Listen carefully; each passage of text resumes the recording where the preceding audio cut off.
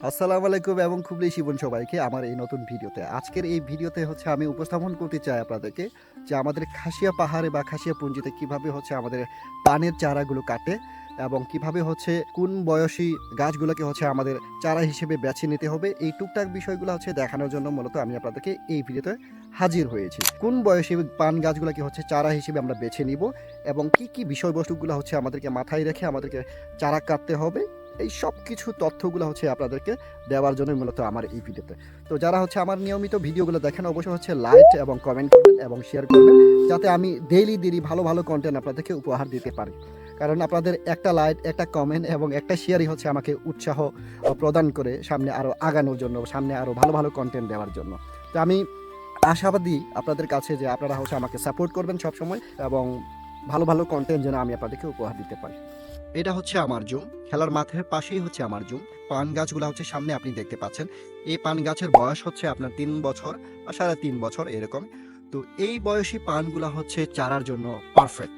এই বয়সী পানগুলা 3 বছর বলেন বা 3.5 বছর বলেন, এবং চারা কাটার পরে উপরে যে ডালপালাগুলো আছে গাছের, তো ওইগুলা তারা সাফ করবে বা তারা ছাঁটাই করবে, যাতে আমাদের এই পানগুলো পর্যাপ্ত পরিমাণে আলো বাতাস পায়, অক্সিজেন পায়।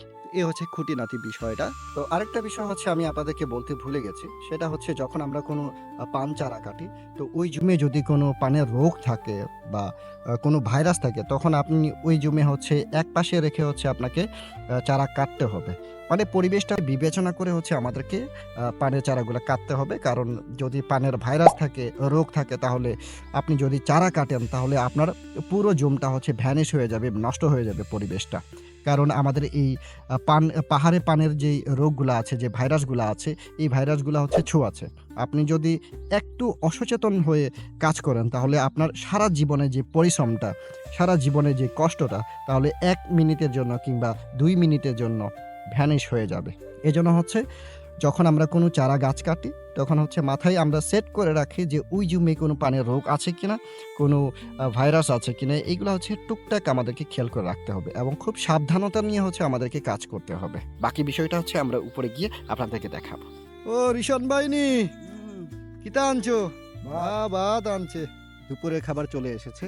তো বিষয়টা আমি যেটা বলতে চাচ্ছি আপনাদেরকে, তো এখানে আমরা দেখতে পাচ্ছি অলরেডি আমার ইলিয়াস ভাই এখানে পান চারা কাটা শুরু করেছে, এবং এই বিষয়গুলো এখান থেকে যে পরিবেশগুলো আমরা দেখতে পাচ্ছি, যে গাছগুলো আমরা দেখতে পাচ্ছি, তো বেশিরভাগই কাটা হয়ে গেছে। তো যখন চারা কাটা হয় তখন বিষয়টা আমাদেরকে মাথায় রাখতে হবে, ঠিক এভাবেই চারা কাটানো হয়। তো এখানে অর্ধেক যে পান গাছ আছে, এই পান গাছ তারা অর্ধেক কেটে এখানে এগুলোকে এভাবে মোচড় দিয়ে, তারপর আমাদের বাঁশের যে ব্যাট আছে বা কিছু রসই বানানো হয়েছে এখানে। তো এগুলা দিয়ে অর্ধেক কিছু বেঁধে রাখা হয়, এবং এখানে যে পানের যে শেকড়ের মতো যেগুলো যায়, তো এখানে আমরা দেখতে পাচ্ছি এখানে মোচড় দেওয়া হচ্ছে এখানে, যাতে এখান থেকে পরবর্তী এই যে কচি যেন বের হয়। কচি বের হয়ে গেলে তখন এই গাছ বেয়ে বেয়ে উপরে চলে যাবে। এভাবে আমাদের পান চারাগুলো কাটা হয়। এবং তার পাশাপাশি যদি কোনো গাছ থাকে, খালি গাছ থাকে, তো ওই গাছটা তারা কি করে, এইখান থেকে একটা হেল্পিং ভার্ড হিসেবে তারা একটা চারা টেনে নিয়ে এই গাছে তারা এটাকে ঝুলায় রাখবে। ঝুলায় রেখে তারপর এখান থেকে সুন্দর করে তারা বেঁধে রেখে, এখান থেকে পরবর্তী যে কচিগুলো বের হবে, ওই কচিগুলো এই গাছ বেয়ে বেয়ে তারপর সে পানের গাছ পেয়ে যাবে। তো এরকম সিস্টেমটা আমরা এখানে পানগুলো চারা কাটা হয়। এবং তার পাশাপাশি আমরা দেখতে পাচ্ছি ওইদিকে অন্ধকার, এবং এদিকে তারা অলরেডি গাছের ডালগুলো কলম করে নিয়েছে। এখানে আমরা দেখতে পাচ্ছি খুব সুন্দর পরিবেশ। এটা মোচড় দেওয়ার কারণটা যাতে এই যে ডালটা আছে, এই যে লম্বা একটা ডাল আছে, এই লম্বা একটা ডাল কানা হয়ে যাবে, মানে তার চোখ অন্ধ হয়ে যাবে। এই জন্য পরবর্তী এখানে একটা কচি বের হয়ে এদিকে বেয়ে বেয়ে চলে যাবে। তো এই মূলত সিস্টেমটা। চারা কাটার আগে আমাদের একটা নির্দিষ্ট গাছ, অবাঞ্ছিত যতগুলো ডাল আছে, এই ডালগুলো আমাদেরকে সুন্দর করে পরিষ্কার করে নিতে হবে। আমাদের যে মেইন যে ডালগুলো আছে, এটা যেন শক্তি পায় এবং পরবর্তী ভালো ফলন যেন দিতে পারে। এই জন্য আমাদেরকে এভাবে সবকিছু পরিচর্যা করে দেখতে হবে অবাঞ্ছিত সব ডালগুলো। এবং এখানে আমরা দেখতে পাচ্ছি যে অর্ধেক গাছ সে কেটে নিয়েছে, এবং বাকি যে গাছগুলো এটা এখন তুলে নেওয়া হবে। এখন এগুলাকে সুন্দর করে সে পরিচর্যা করার মাধ্যমে এটাকে সুন্দর করে আমাদের বাঁশের তৈরি যে ব্যাট আছে বা রশি আছে, ওই রশিগুলো বেঁধে দেওয়া হবে। এই যে সুন্দর করে বাঁশের রশি দিয়ে হচ্ছে এটা বেঁধে দেওয়া হবে।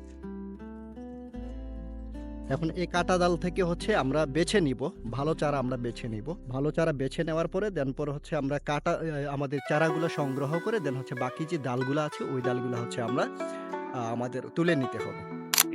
ওকে, তাহলে হচ্ছে গাইস আমি এই যে চারা আমার হাতে আছে, তো এই চারা হচ্ছে যেহেতু মাটির নিচে আমরা পুঁতে রাখবো, তো এখানে হচ্ছে পর্যাপ্ত পরিমাণে শেকড় আছে এইটাতে।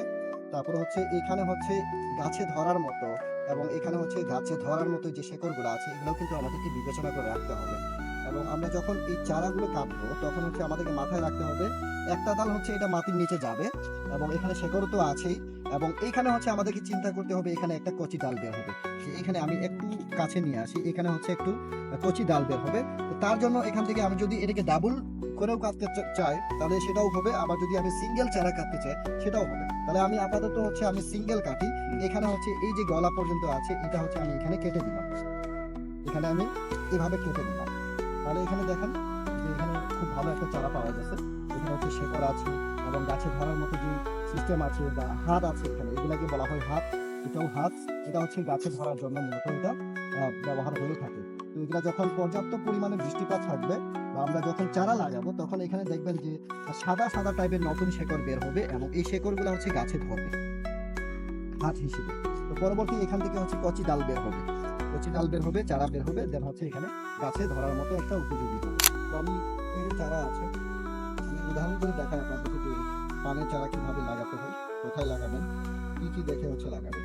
এই যে কোরআন আছে, তো এই কোরআনটা হচ্ছে মাথা নিচে করবো, এখান থেকে হচ্ছে মাটি আমি চিনে নেবো। এবার প্রথমে হচ্ছে আমি সাইজটা দেখবো যে দিকে হচ্ছে লাগালে আমার জন্য পারফেক্ট হবে। ঠিক আছে?